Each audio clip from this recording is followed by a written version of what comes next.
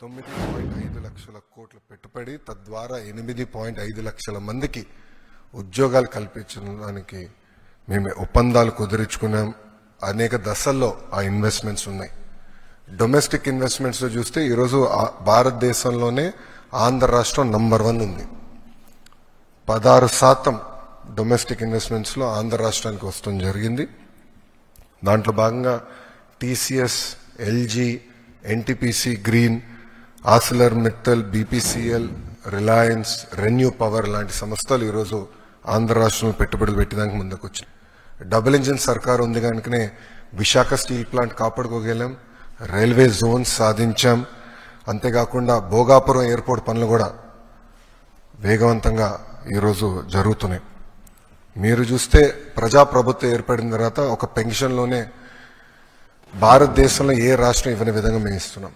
వృద్ధులకి 1000 రూపాయలు పెంచాం, వికలాంగులకి 3000 రూపాయలు పెంచాం. బెడ్కే పరిమితం అవుతే 15,000 రూపాయలు ప్రతి నెల ప్రభుత్వం ఇస్తుంది. భారతదేశంలో ఏకైక ప్రభుత్వం ఇస్తుంది, అది ఆంధ్ర రాష్ట్ర ప్రభుత్వం.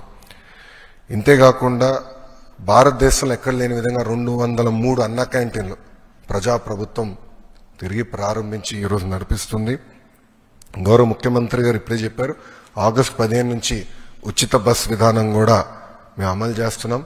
దీపం పథకం ద్వారా ఇప్పటికీ 2 కోట్ల గ్యాస్ సిలిండర్లు ఉచితంగా ప్రజాప్రభుత్వం తెలుగింటి ఆడబడుచులకి అందజేస్తాం కూడా జరిగింది.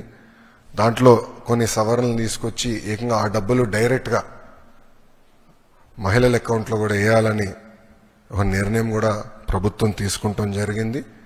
ఈరోజు ముఖ్యమైన కార్యక్రమం తల్లికి వందనం. ఎన్నికల్లో మనం ఇచ్చిన హామీ నిలబెట్టుకుంటున్నాం. ఆనాడు చాలా స్పష్టంగా ఎంతమంది పిల్లలుంటే అంతమంది పిల్లలకి తల్లికి వందనం ఇస్తానని హామీ ఇచ్చాం. దాంట్లో భాగంగా జియో ఇచ్చాం. ఈ రోజు నుంచి డబ్బులు తల్లుల అకౌంట్లో కూడా పడతాయి. 13,000 రూపాయలు తల్లి అకౌంట్లో పడుతుంది. 2,000 రూపాయలు మెయింటెనెన్స్ గ్రాంట్ కింద స్కూల్స్ లో మెయింటెనెన్స్ కోసం ప్రభుత్వం ఆ నిధులు కూడా ఖర్చు పెడతాం జరుగుతుంది. సో భారతదేశంలో ఎవరు చేయని విధంగా సంక్షేమ అభివృద్ధి కార్యక్రమాలు ప్రభుత్వం ఈరోజు చేస్తాం జరుగుతుంది. గౌరవ ముఖ్యమంత్రి చంద్రబాబు నాయుడు గారి నాయకత్వంలో సంక్షేమ అభివృద్ధి అనేది ఈ ప్రభుత్వానికి జోడెద్దుల బండి. మాకు చాలా క్లియర్ మ్యాండేట్ ఇచ్చారు. 2 మీరు తీసుకెళ్ళాలి. ఒక పక్కన ఉద్యోగాలు, ఉపాధి, అభివృద్ధితో పాటు సంక్షేమం కూడా చేస్తూ ప్రజలు ఏ ఆస్తి అయితే ఈ కూటమిని 94% సీట్లు ఇచ్చి గెలిపించారో ఆ ఆశని మనం నిలబెట్టుకోవాల్సిన బాధ్యత, నెరవేర్చాల్సిన బాధ్యత మా పైన ఉందని కేబినెట్ మీటింగ్ లో కూడా గౌరవ ముఖ్యమంత్రి గారు చెప్తాం జరిగింది.